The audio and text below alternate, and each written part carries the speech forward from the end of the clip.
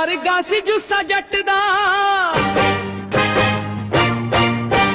ਰੰਗ ਜਮਾ ਤਾਜੇ ਸਵਰਾਜ ਵਰਗਾ।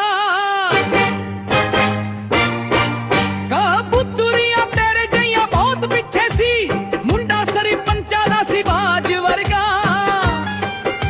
ਹੋ ਚੜੀ ਸੀ ਜਵਾਨੀ ਪੈਟਰੋਲ ਵਰਗੀ, ਲਿਸ਼ਕਦਾ ਸੀਗਾ ਤੇਰੇ ਗੋਟੇ ਨਾਲ ਦਾ। ਹੁਸਨ